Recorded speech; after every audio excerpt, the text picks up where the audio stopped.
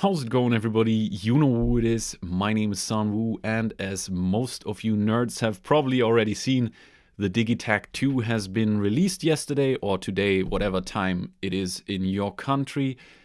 And I watched the reveal on YouTube live as well at 1 in the morning Japan time.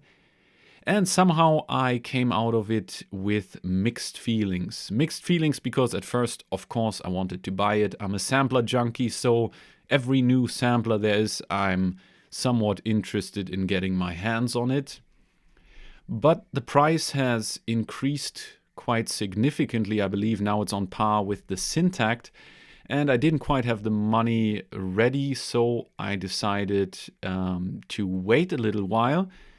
And then as I thought more about it, more of the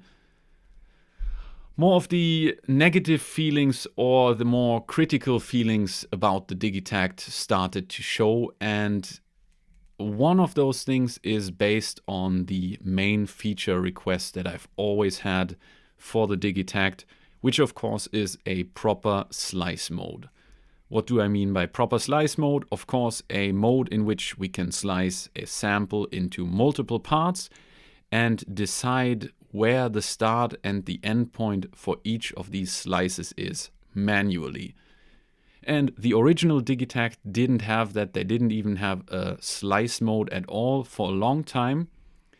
And at the end of the Digitakt I's lifespan, they introduced a slice mode. However, this slice mode only allowed for taking a sample and slicing it into equal parts, so not being able to change the start and the end point. And I'm sure Elektron is aware that so many people out there would love to have a proper slice mode where you can edit start and end points like every other sampler out there. And it's just baffling to me that they decide to hold back on this feature for some weird reason.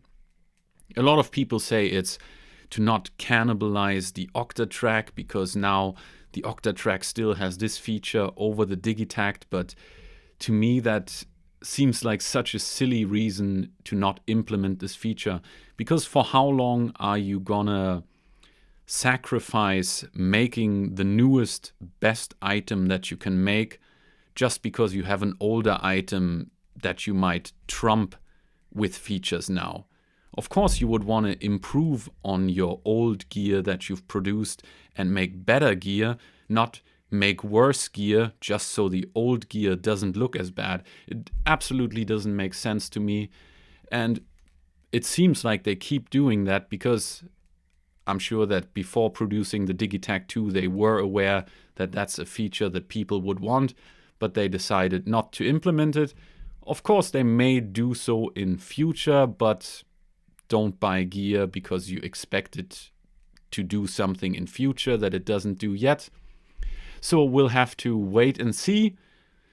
Yeah, so that's a bit disappointing, and it just doesn't make sense to me, because if they implemented proper slicing of samples, the Digitakt would compete much better with other samplers on the market, like the Machine, like the MPCs, basically like any other sampler that can slice samples.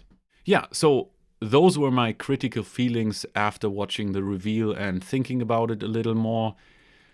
On the positive side, the sequencer improvement of having 8 pages is cool, and being able to hone in on a single page and keep looping that, or looping multiple pages that are in the middle. So that's pretty cool.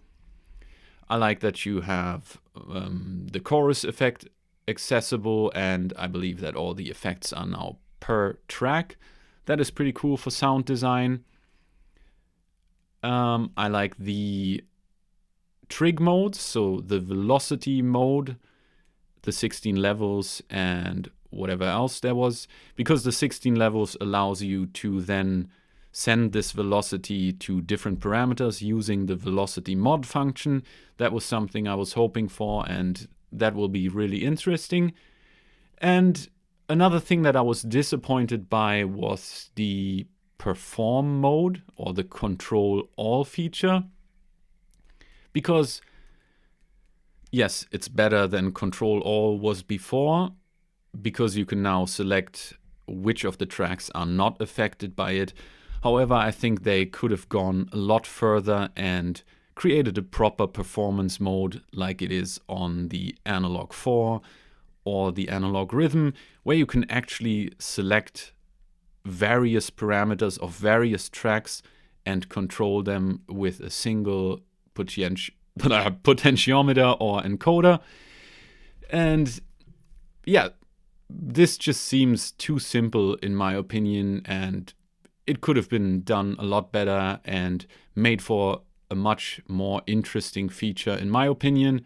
Yes, this is cool to play around with, and I'm sure you can do quite a lot with it, but a proper performance mode like on the flagships would definitely be a lot better. And apart from that, did I miss anything? I think those were the main interesting parts about it, at least to me. Let me know down in the comments if I've missed anything that's super crucial. If there are any things that stood out to you, positively or negatively, I'm definitely interested in hearing that. Are you getting a Digitakt II? If so, what reason are you getting it for? Let me know down in the comments. And yeah, that's it for my opinion on the Digitakt II. Will I try it in future? Maybe. Yes. I don't know yet. We'll see. And with that being said, see you in the next video. Have a nice one. Peace.